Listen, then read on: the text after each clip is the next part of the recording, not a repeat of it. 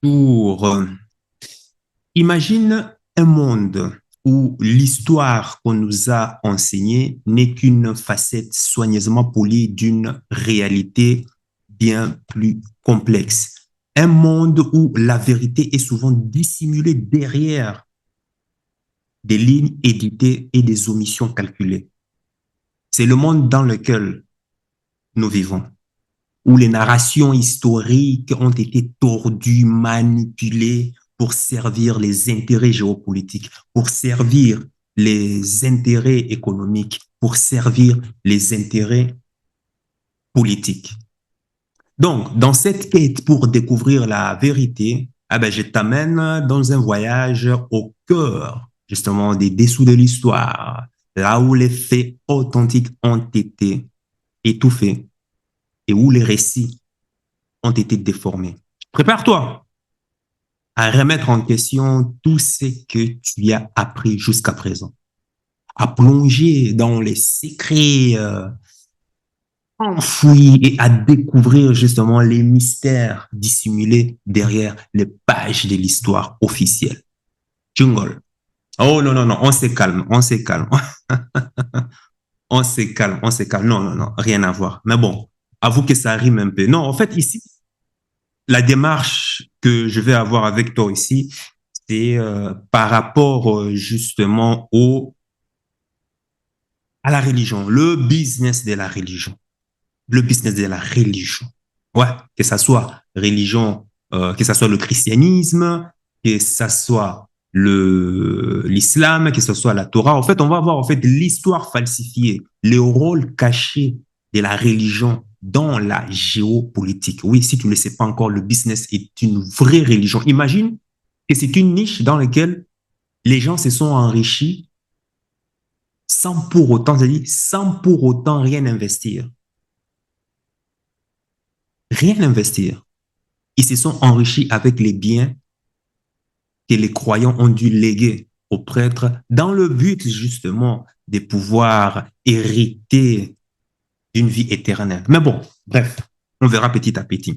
En fait, la démarche que je souhaite avoir ici est une démarche purement pédagogique parce que il faut bien comprendre que il y a ce qu'on appelle l'historiographie des religions, que les choses apparaissent à des moments précis et c'est la résultante de certains nombres de circonstances. Bon, après, il y a le traitement, enfin, dans le traitement de l'information, l'ego national et la géopolitique. Alors, quand l'ego national et la géopolitique se mêlent de certaines réalités, historique, ça donne ce que justement Cheikh Anta Diop, c'est-à-dire, enfin, Cheikh Anta Diop disait une histoire qui est falsifiée, une histoire qui est arrangée, ou des individus noirs qui sont présentés comme blancs. Vois-tu? C'est justement ça, ce qui est problématique. Une histoire qui a été blanchisée au profit des intérêts géopolitiques de certains et au détriment des autres. Tu vois. Maintenant, il y a des gens qui sont de bonne foi, c'est-à-dire des gens qui disent simplement, comme moi, quoi, je vais savoir, je vais découvrir, j'ai envie de comprendre, voilà, comment va le monde, pourquoi est-ce que certains deviennent de plus en plus riches, d'autres non, pourquoi est-ce que certains ont des croyances sur tel, d'autres pas, comment ça se fait qu'on promet une vie éternelle à certains alors que les méchants ne font que s'enrichir au détriment des autres. Bref, on découvre une chose particulière, c'est le fait qu'une information provient d'une source.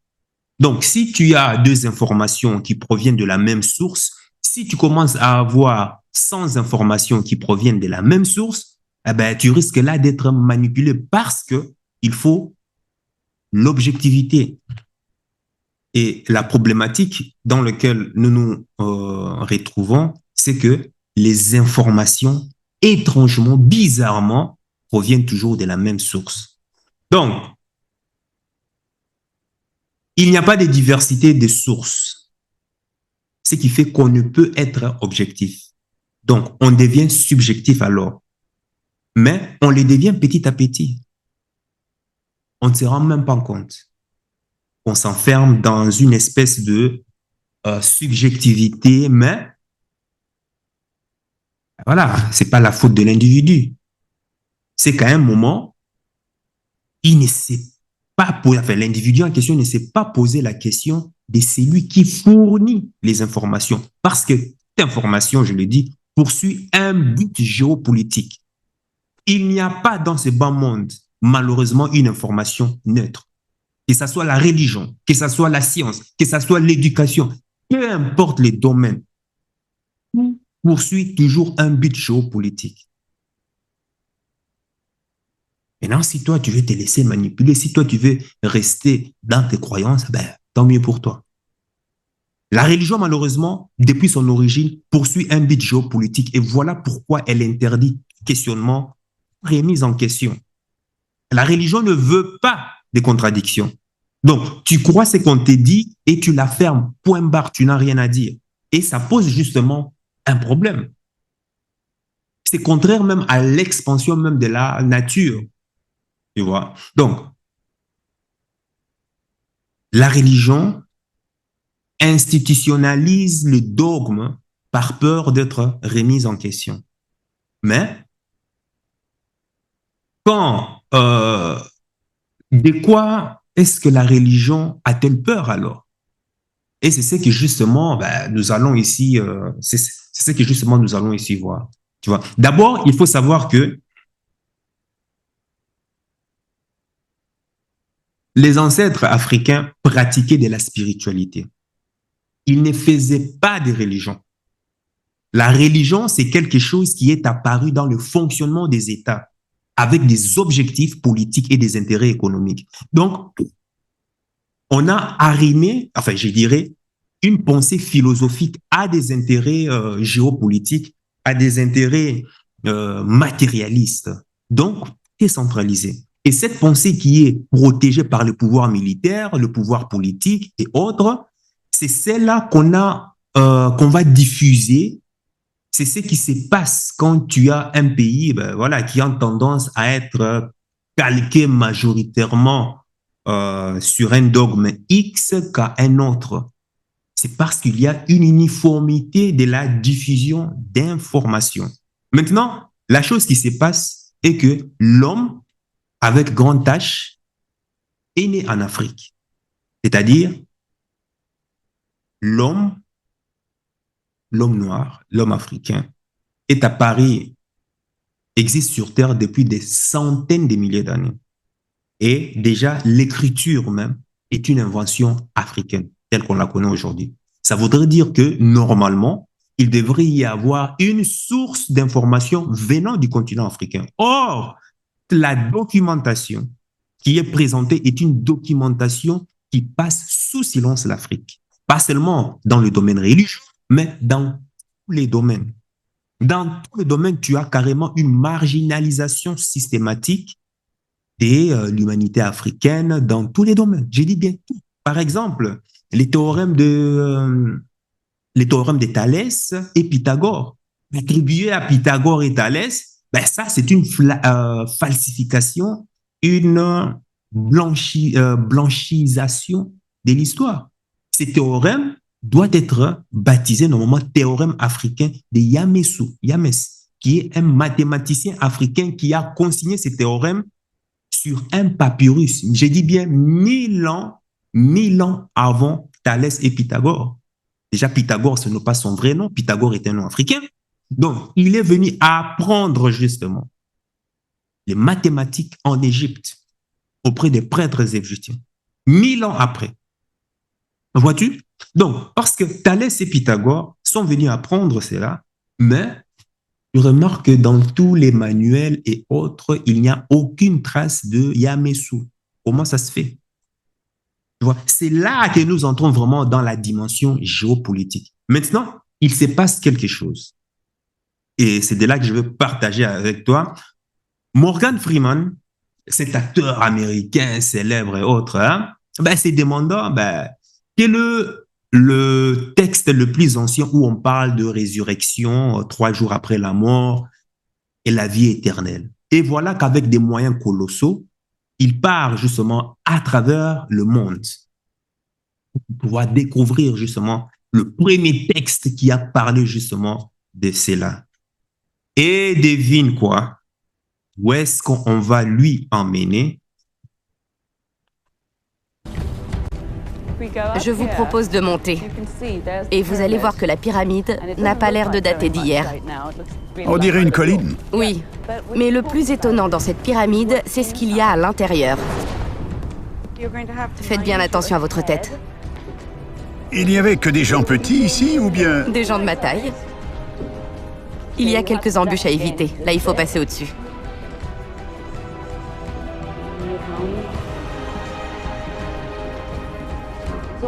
On doit avancer courbé, en signe de respect au grand roi Dieu. Juste pour ça? En partie, oui. Et voilà, nous y sommes.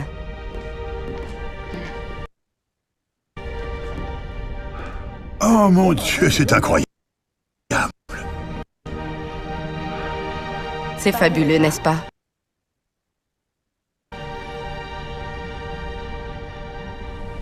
Que racontent tous ces hiéroglyphes? Ce sont des formules magiques ou des incantations religieuses qu'Amosis a fait graver dans la pierre. Quand l'heure était venue de passer de ce monde-ci à l'autre, il devait réciter toutes ces formules et elle lui fournissait des instructions. Lorsqu'il traversait des passages dangereux, par exemple, elle lui disait que faire ou que C'est dire. faux. C'est le temple d'Unas et non pas le temple Que disent-elles d'Amosis. précisément? C'est encore... Il y en a une ici qui permet à Amosis, en pas la récitant version la anglaise formule édition. magique, de triompher des démons. Cette autre-là indique qu'Amosis continuera à s'élever et que son âme vivra éternellement. En gros, celle-ci lui permet d'établir sa domination sur toutes les créatures à tête de démons. Son nom est inscrit sur toute la longueur du mur. C'est ce que j'étais en train de regarder. Il y a plein de dessins identiques. Et ça, c'est son nom? Oui, Ces formules secrètes sont un guide pour les âmes parcourant le monde souterrain.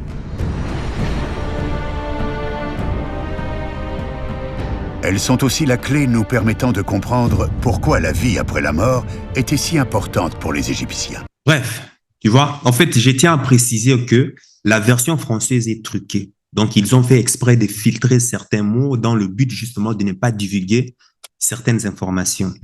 On constate que, avec ces premiers extraits, que où est-ce qu'on a amené Morgan Freeman? Justement, ce qu'il y a de particulier, c'est que on lui a amené en Afrique. Or, maintenant, le spectateur qui regarde ces documentaires, et moi, hein, y compris Morgan Freeman, personne ne sait lire les hiéroglyphes. Or, quand tu regardes l'extrait de la vidéo, à 1 minute 9, la dame dit que c'est le tombeau qu'Amnosis a fait graver, que Amnosis a fait graver des formules magiques. C'est le tombeau d'Amnosis, mais c'est faux. C'est faux. Et pour ça, je te conseille justement de regarder la version anglaise. On parle d'autre chose. En réalité, c'est le tombeau d'Unas. Partout sur le mur, il est marqué justement que c'est le tombeau d'Unas, qui est le dernier roi de la 5e dynastie. Tu vois, là encore, tu comprends maintenant l'importance de savoir lire l'hiéroglyphe. La version anglaise dit que c'est Unas et même les sites de traduction hiéroglyphes disent pareil, mais la version française reste fidèle à elle-même, hein, toujours, comme je l'ai dit, l'empire du mensonge. Tout ça pourquoi? Pour toujours nous mener en bateau. Par exemple, dans la Bible, il est dit, écoute, il est vivant, hein, à travers ceci, il est vivant, il n'est pas mort, Jésus-Christ. Alors que le texte originel sur le tombeau d'Unas, il est écrit, il est vivant, ô roi Unas est vivant, il n'est pas mort. La seule chose qui a changé, c'est quoi? Au lieu de mettre Jésus-Christ, on a mis Unas. Et pour ça, justement, je vais aller avec toi. Il y a un document que je voudrais te montrer. Toujours dans la chambre sarcophage, je vois bien que c'est ce texte qui a été justement modifié. Ô Ounas, tu n'es pas mort, tu es devenu vivant pour t'asseoir sur le trône d'Osiris. Ton sceptre est dans la main pour que tu puisses commander aux vivants. La manche de ton spectre en forme de lotus dans ta main donne tes ordres à ceux des territoires mystérieux, les morts. Ben voilà. Pourquoi est-ce qu'on veut tant manipuler l'information? Mais bon, comme tu l'as compris, hein, c'est toujours à des buts géopolitiques. Donc, ici, moi, je me base sur les vérités que certains même chercheurs occidentaux ont révélées. Mais ils ont aussi été écartés. Ceux qui ont révélé la vérité ont été écartés simplement pour des buts géopolitiques et économiques. Donc, qu'est-ce qu'on peut dire par rapport à ça? Il y a dans ces tombeaux justement une somme d'informations qui dépasse l'entendement. Mais la dame qui explique à Morgan Freeman le concept de résurrection, justement, n'est pas africaine de souche, puisqu'elle fait partie de ceux qui ont envahi l'Afrique au 7e siècle. Donc, elle ne peut pas, comme ça, sur une chaîne de télévision internationale, faire preuve ni de sincérité, ni d'objectivité. Elle a juste dit le minimum. Voilà le premier texte qui parle de la vie éternelle, blablabla, qui est originel de tous les autres textes qui vont en parler aussi, et même ceux de la Bible aussi. Donc, on constate que dans le tombeau, justement, de Ounas, c'est la première fois qu'on a fait mention. Il en a bien expliqué ici. Tu peux lire ses livres, c'est une mine d'or incroyable. Donc, il a fait mention justement de Dieu unique, la première fois qu'on a fait mention d'un Dieu unique. Et bizarrement, elle n'a pas en parlé dans le documentaire. Peut-être qu'il en a en parlé, mais ils ont filtré ça. On constate aussi que c'est la première fois qu'on a fait mention du Fils unique, de Dieu qui juge les vivants et les morts et qui leur accorde justement la vie éternelle. Pourtant, elle n'a pas mentionné ça dans le documentaire. Et c'est la première fois même, c'est dans ce tombeau, qu'on a les rituels du pain et du vin, c'est-à-dire le dernier repas, mais elle n'en parlait pas. C'est la première fois qu'on trouve dans ce tombeau la prière de notre Père qui est aux cieux, que ton nom soit sanctifié, dans ce tombeau. Mais au lieu de ça, elle fait comprendre à Morgan Freeman que ce sont des formules magiques.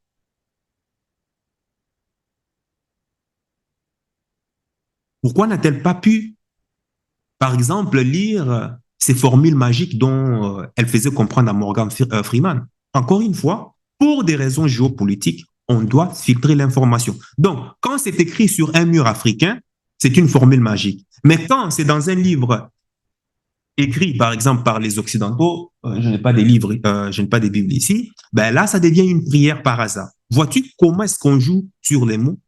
Maintenant, qu'est-ce que je veux dire par ici? Et je suis d'accord hein, avec ce que Kalala Omotunde Nusire disait. Nous sommes en relation avec des civilisations qui défendent leurs intérêts. Celui qui ne sait pas s'armer de connaissances s'est fait manipuler comme de la merde d'un chien. Ce n'est pas une question d'être dans le vrai ou d'être dans le faux. La problématique du fond, c'est qu'aujourd'hui, il y a un grand jeu de dupes qui se joue sur la scène internationale. Et si tu n'es pas armé de connaissances, eh ben, on peut te faire prendre des vessies pour des lanternes, on te fait gober l'histoire qui vient des Chines, alors que ce sont eux-mêmes qui ont créé cette merde et profitent justement de la perte de masse pour voter des lois afin de servir leurs intérêts économiques et géopolitiques. Tu vois, la problématique de fond est sur ce mur, comme l'a traduit complètement le grand scientifique Kalala Omotunde, il a traduit tous les textes en entier qui étaient gravés sur ce tombeau du roi Ounas. Au verset 345,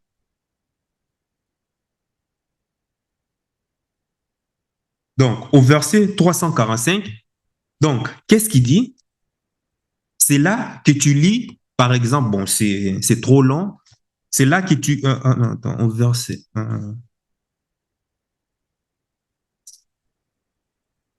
Oui, c'est là que tu lis, par exemple, Osiris dit, mangez ceci, ceci est ma chair, buvez ceci, ceci est mon sang. Or, dans la traduction occidentale, on passe du verset 341 direct au verset 364 pour l'inscrire dans la Bible. Pourquoi a-t-on ôté les versets qui vont de 342 à 363?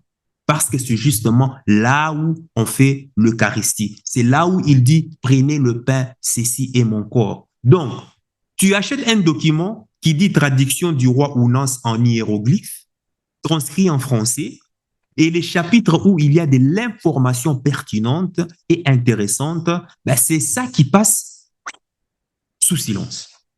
Voilà la problématique de fond. Donc, même si tu es animé de bonne foi et que tu vas prendre une documentation, si tu n'as pas compris que toute documentation aujourd'hui répond à une géopolitique, eh bien, tu es malheureusement le dindon de la farce. Voilà. Aujourd'hui, on a la possibilité d'aller à l'information. Et ce que je reproche, moi, aux gens qui sont ancrés dans la Bible, c'est de ne pas ouvrir leur esprit et de voir les incohérences même de ces soi-disant livres saints. Est-ce de l'apostasie de se poser comme question? Est-ce que Jésus-Christ a vraiment existé? Est-ce que ce qu'on nous dit, ce qu'on nous a raconté comme histoire, est-ce que c'est vrai? Malheureusement, beaucoup de gens, pas et toi aussi, le drame dans la religion est qu'on t'enlève cet esprit critique. Donc, quand tu n'as pas l'esprit critique, tu ne te poses pas de questions. Tu fais simplement ce qu'on te dit. Et tu as des gens qui vont mourir comme ça dans l'ignorance. Tu vas passer 60 ans, 70 ans, 90 ans, mais toujours dans l'ignorance. Pourtant, la Bible même dit que tout ce qui est contenu dans le livre n'est pas vrai. Il y a des annotations dans la Bible qui te disent « Attention, on n'a pas la véracité de ce qui est écrit ». Est-ce que tu prends le temps même d'analyser cela, oui ou pas? Non, moi je te le dirais non. Pourquoi? Parce que ce sont des biais psychologiques savamment bien pensés pour t'enlever justement tout esprit critique. Pourtant, il y a plus d'une centaine de procès intentés contre les ecclésiastiques où on leur a demandé de prouver ce qu'ils disent. Ça, par contre, on ne révèle jamais. Ça, par contre, ça passe jamais à la télé. Ça passe toujours sous radar. Et pour ça, je vais te laisser justement avec le discours, par exemple, du roi Léopold II aux missionnaires catholiques du Congo belge. Du roi Léopold II à l'arrivée des missionnaires au Congo belge, de voir des prêtres et pasteurs blancs dans cette patrie. Révérend père, pasteurs et chers compatriotes, soyez les bienvenus dans notre grande patrie du Congo belge. La tâche qui vous est confiée de remplir est très délicate et demande beaucoup de tact. Prêtres et pasteurs, vous venez certes pour évangéliser. Mais cette évangélisation s'inspire de notre grand principe, avant tout, les intérêts de la métropole. Le but essentiel de votre mission n'est point d'apprendre aux Noirs à connaître Dieu. Ils le connaissent déjà depuis leurs ancêtres. Ils prient et se soumettent à Nzambi Mpunu, que je sache, et aussi à Nzambi Mawezi. Ils savent que tuer, voler, coucher avec la femme d'autrui, calomnier, insulter est mauvais. Ayons le courage de l'avouer, vous ne venez pas leur apprendre ce qu'ils savent déjà. Votre rôle est essentiellement de faciliter les administrateurs et les industriels, c'est-à-dire que vous interpréterez l'évangile de la façon qui sert le mieux vos intérêts dans cette partie du monde. Pour ce faire, vous veillerez entre autres à désintéresser nos sauvages noirs des richesses dont regorge leur sous-sol, afin d'éviter qu'ils s'y intéressent ou qu'ils nous fassent une concurrence meurtrière, rêvant un jour à nous déloger de cette partie avant que nous ne nous enrichissions. Votre connaissance de l'Évangile vous permettra de trouver des textes qui recommandent et qui font aimer la pauvreté. Par exemple, « Heureux les pauvres, car le royaume des cieux leur appartient. » Il est plus difficile pour un riche d'entrer au ciel qu'à un chameau de passer par le trou d'une aiguille, etc. Vous ferez donc tout pour que les nègres aient peur de s'enrichir pour mieux mériter le ciel. les soutenir petit à petit pour qu'ils ne se révoltent jamais un jour.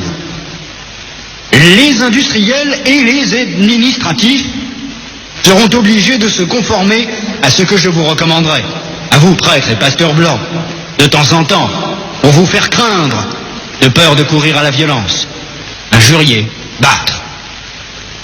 Il ne faudra pas que les nègres ripostent ou se nourrissent de vengeance.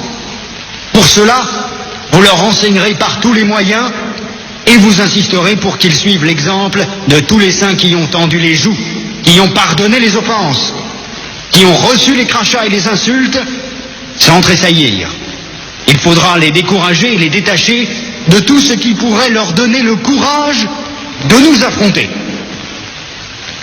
Je songe ici spécialement à leurs nombreuses fétiches de guerre qu'ils prétendent ne point abandonner. Votre action doit porter essentiellement sur les jeunes, afin qu'ils n'hésitent point de nous saluer. Quand le commandement du Père est en contradiction avec celui des missionnaires, qui sont les pères spirituels de leurs âmes, vous insisterez particulièrement sur la soumission et l'obéissance, même aveugle. Cette vertu se pratique mieux quand il y a absence de critique. Apprendre aux élèves à croire et non à raisonner. Ce sont là, chers prêtres, pasteurs et compatriotes, quelques-uns des principes que vous appliquerez sans faille.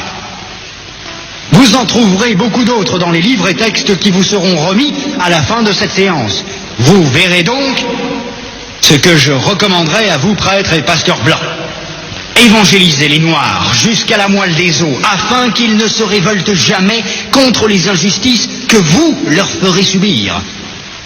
Faites-leur réciter chaque jour « Heureux ceux qui pleurent, car le royaume des cieux leur appartient ». Convertissez les Noirs au moyen des... Et comme tu viens toi-même de le constater, en tout cas, ce qui est sûr, les Congolais se sont très bien fait avoir. Et tu comprends pourquoi est-ce que le Congo n'ira jamais bien. Tant que ce peuple ne retournera pas à leur source, ce pays n'ira jamais bien. Le christianisme, l'islam, le judaïsme, peu importe, ce n'est pas votre religion. C'est chez vous, c'est en Afrique qui sont venus apprendre qui est Dieu. Mais bizarrement, c'est à vous qu'on vient encore coloniser là pour vous apprendre justement le plagiat. Et c'est que eux, ils ont décidé de mettre dans ces livres saints pour vous faire gober, avaler comment est-ce que toi, tu dois adorer Dieu. Et tout ça pour servir les intérêts géopolitiques, économiques. C'est le roi qui le dit. C'est vrai que la voix n'est pas originale du roi, mais les textes, il y a des textes qui ont été transcrits. Comment est-ce que le roi Léopold II s'adressait aux missionnaires? Et c'est ces textes-là qui a été repris par des gens pour expliquer, pour montrer aux autres comment est-ce que les étapes de la colonisation, y compris de l'esclavage. Voilà. Sur ce, moi, je voudrais que tu me dises dans le commentaire de quelle religion, de quelle foi, quelle religion es-tu? Est-ce que tu t'es déjà posé certaines questions ou bien tu préfères fermer les yeux sur ça? Comment est-ce que toi, aujourd'hui, par rapport à tes objectifs de vie et ta croyance, comment est-ce que tu mêles les deux mondes? Sur ce, sache que ton cœur sait déjà ce que ton cerveau essaie de comprendre. Suis la voie de ton cœur. Il connaît déjà le chemin. Ciao, ciao.